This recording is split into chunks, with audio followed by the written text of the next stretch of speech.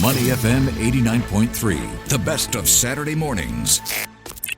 Wide World on Money FM 89.3. Welcome back to the show. Award-winning Singaporean actor and performer Audrey Luo is opening her one-woman show entitled FORTYtude.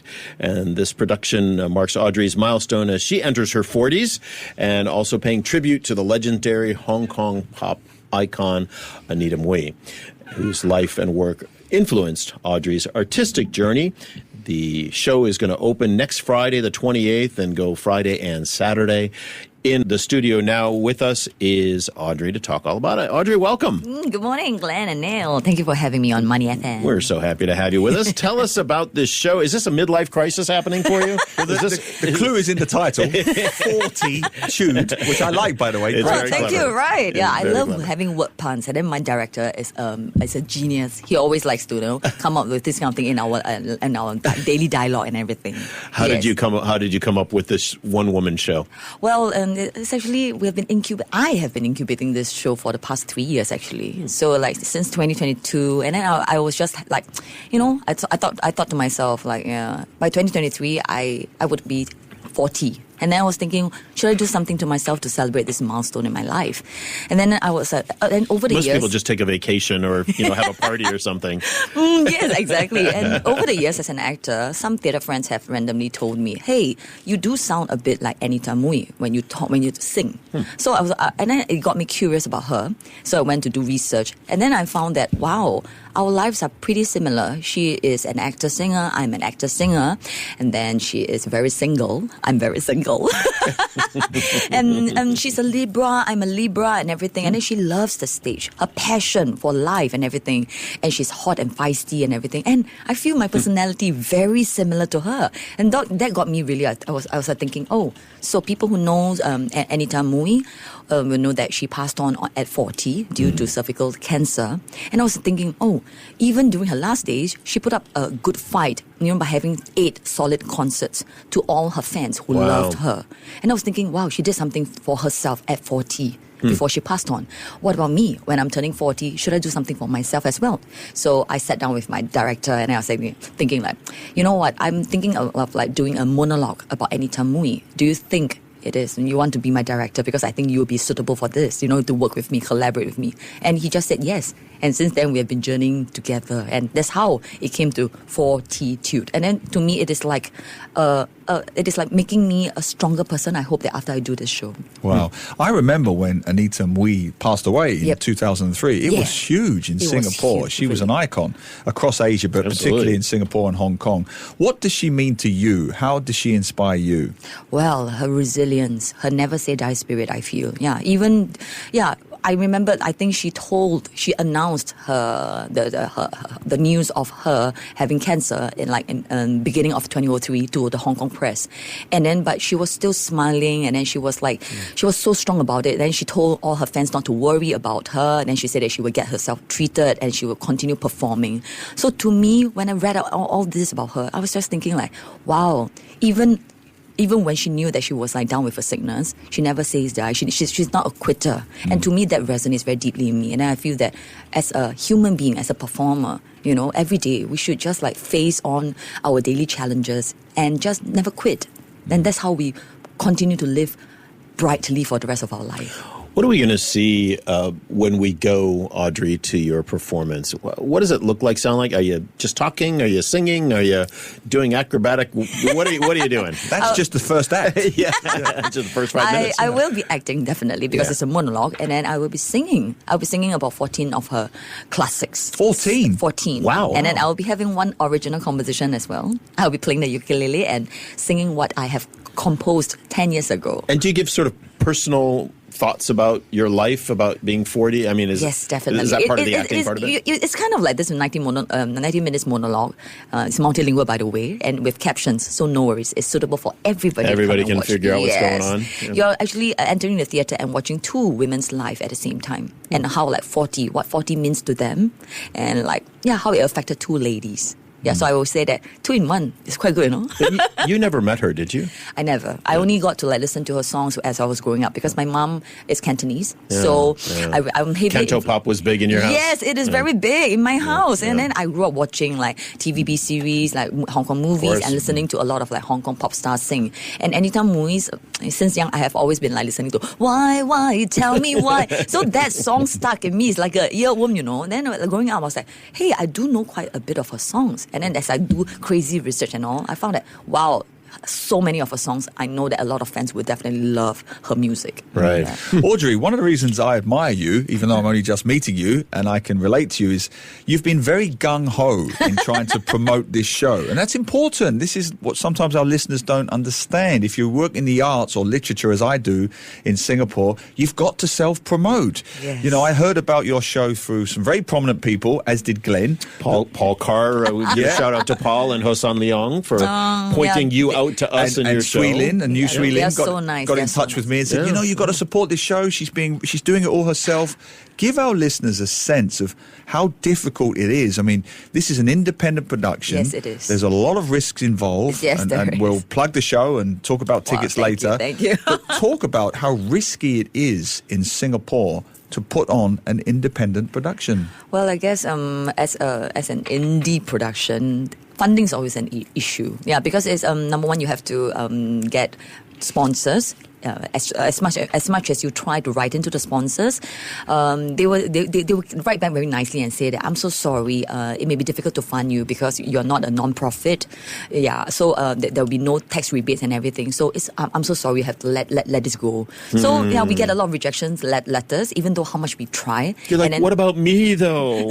Forget about your tax refund. Yeah, so it is like it makes it actually deters a lot of, I guess, independent producers wanting to stage something creatively. Just because of the structure of how they have to fund it. Exactly. And what they're getting back or not getting back, as it turns out. Yeah. Then of course, we will always try to write into the National Arts Council, NAC, which actually I did it since 2023. So that was the year that I got rejected. And then after that, but because I have the never say die spirit, I tried it again with my co-producer, Athena. And then I wrote in last year again, and finally, the second time we got a small grant to kickstart the project. So I'm very thankful that actually NAC, I think they saw our never say die spirit. So one time when you get rejected, please don't give up. You try again, and then you may get it the next year. You never know. Just try. And then with that small amount, in a sense, we can at least have some financial support, and we got it going. But then,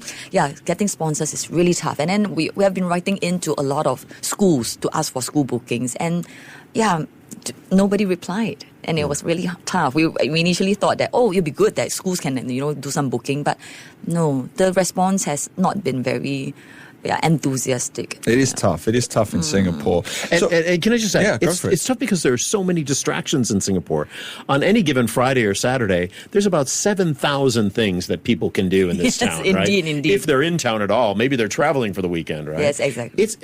Anybody who's putting on any kind of production, we talk about this with all of our friends in the theater, whether it's Wild Rice or whether it's Pandemonium or, whoever. It is hard to get people to settle down and attend an artistic performance. And it's not just a one-woman show. It's the highest levels. MBS Theatre, Esplanade Theatre, Pandemonium, SRT. They're all effectively saying the same thing as you. There is so many obstacles, so many distractions, so much competition. Yes. I suppose the question is, what keeps you going? What motivates you and inspires you to keep pursuing this? I guess it's really the passion, really trying to push like original works in Singapore. And I just think that we should always strive to be better as artists, as performers in Singapore. And then we should why are we always restaging things? Is it time for us to create something which is brand new and then showcasing all our excellent theatre makers in the scene as well? Because for me, this is an independent production that I want to work with the people I really want to work with. So I texted all of them 3 years ago, and I said, hey, do you want to be on board on this independent production? Because I did it. I did my first time round in 2016. Yeah, and it was also an independent production for the first time. And I knew that it was going to be tough already. I did it. I survived. So 9 years later, I thought to myself, I'm turning 40. Should I challenge myself again? And if I want to write a monologue this time, should I do it independently produced. And I said, you know what? Yes, let's just go for it. And then like when I texted everybody, when they came on board, I knew that they all had a pure heart to just want to help this production come alive. Right. So to me, I feel that, wow, there are a lot of theatre makers out there who really want to do what they want to do. Yeah, so I'm thinking that at the end of the day, maybe we are not all maybe commercially driven. We just want to create art, which is like very pure and very creative. And share it with everybody. And I just want to jump in there. And some Singaporeans don't understand that sometimes, do they? I have this conversation all the time. We just want to create stuff. Yes. And the money part it's great if it comes, but it's not our primary focus. That's sometimes hard to get across to people, isn't it, in Singapore? Do you find that? Yes, all the time, actually. Yeah, I mean, look at concerts. Concerts are always sold out in Singapore, in a sense, like when we have like Taylor Swift. Some concerts are. Some concerts, the big ones, yeah. The famous celebrities, yeah. But then I also know that it's a challenge when you have so many shows ongoing at the same time. People need to think about how to spend their money wisely. Then Hawaii is just over. So now after Hawaii, then maybe they're recovering. Then now they're thinking like, oh wow, this weekend I have like 4 to 5 theatre shows. How am I going to spend my money? Which show should I watch? I totally understand how audience feel. So I think it is a constant battle of trying to like push on, press on, like your art and everything. But at the same time, how do audience believe in your work and want to, spend their money to buy a ticket just to support your show? We're talking with Audrey Luo, the award-winning actor and performer, starting her one-woman show this Friday and Saturday coming up. We'll talk a little bit more about the details on that. We do, of course, want to stay focused on the story, but since we've been talking about the mechanics of putting it together, what do you have to pay for? You don't necessarily tell me the pricing. If you want to, you can, how much the show's going to cost. But, take our audience through just how many things have to be thought about and put together when you produce a show like this. Obviously, the theater space. Yes, right? Definitely. In this case, it's Wild Rice at Funan Center. Yes, it is. But what else? What are your other costs that you have? Venue rental is one thing. Rehearsal space is one thing. And then we'll talk about our creatives because they deserve to be paid. Yes. So when we have all our creatives, it's not a charity, right? You got to pay people. Yes, we got to pay people. Yeah, and then when we do the budgeting, I was like, wow, we have almost 15 to 20 people to pay, and then because they're so experienced, they deserve to be paid a certain kind of rate. Of course. And to me, as a co-producer, then when I sit down with Athena, when we do our budgeting, we're saying that they're all veterans. They deserve, It's like, I know the idea of like kampong spirit, but sometimes me as a co-producer, I feel like, oh my God, how much longer can we do this for kampong spirit? Kampong spirit doesn't pay the rent. Yeah, exactly. And this is something that I feel that independent producers will always face. We would like to pay decent rate like big companies out there, but the thing is, because it is an independent production, and when we have funding issues, then you just have to I'm so sorry, we will try our best to meet this, but in the case that we cannot, are we able to? Then everybody's just so nice to you about it. Then it just makes you feel that, what can you do to better this ecosystem of independent producer, So beside the staff, what else do you have to pay? Then we have marketing. Yeah, if we have more money, we'll be able to throw money to market our show on all kinds of platforms, buses, MRTs, whatever. But then if you don't have, then you just have to think about ways of creatively, how do you promote your show via the different social platforms. Audrey, we're donating our interview today to you. We are not going to ask you for one dime. In fact, we're coming to the show and we're going to pay for our own tickets. Thank you so much. We're not even going to ask for media tickets. Thank you. At least I'm not. I don't know. Maybe Neil might. I think I'm busy. No, I'm kidding. I'm kidding. Yeah. But you're right. I mean, there is just thing after thing after thing that you have to do. And I mean, do you get paid? Do you pay yourself? I told myself at the end of the day, if I'm not paid, it's okay. Yeah. I'm maybe ready, if there's some scraps left over. Yeah. I mean, even if I have to fork up money as a producer, I will have to fork up money. But you have bills too, right?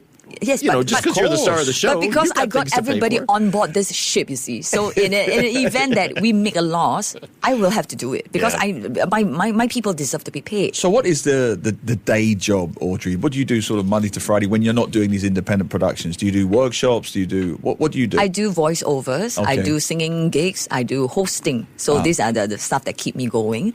And then so it's like I would say that I've been saving I've been saving all my life to buy my BTO. And maybe this is something that even before my BTO comes, this is like my mini BTO. I just have to pay for this show. Right, so your mini BTO, we want a full house inside your mini BTO. Wow, that's a great one. I want a full house. Yes, I'm manifesting it so bad. So tell our family audience, why should they all come? Bring the grandparents, bring the parents, bring the kids. Why should they all come? Tell us. Is it family friendly? Yes, definitely. Definitely. Anita Mui's huge. Canto pop is huge. Those canto ballads are huge. Thank you, yes. Why should the family come? It is a relatable show. It is multilingual, so it is totally Singaporean. You come, you will understand. There will be captions, no worries at all.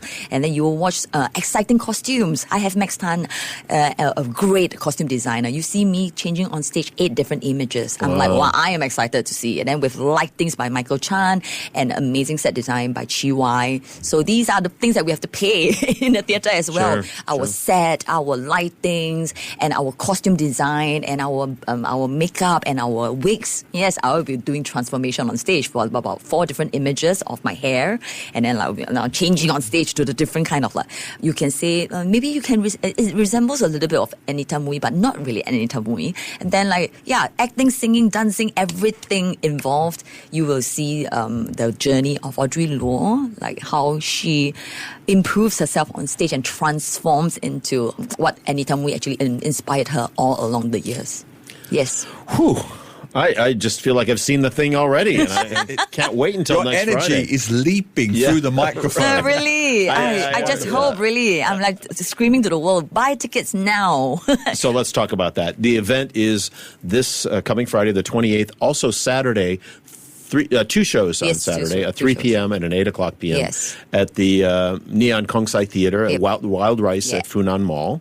Tickets you can get from Sistic. And they just look for what? FORTYtude. FORTYtude. FORTYtude. TUDE. FORTYtude is the show. Yeah. Audrey Luo is the actor. We wish you so much success with this. Can't wait to see it. Thank you. Yeah. Thank you. Enjoy. Have fun. Having fun. Congratulations to your wonderful team that's helping you put this together as well. Yeah. Thanks. You. Come back again sometime. Yeah. Thank you so much. All right, thank you for having me. You bet. Bye. To listen to more great interviews, download our podcasts at audio.sg or download the audio app. That's AWEDIO, audio at the App Store and Google Play.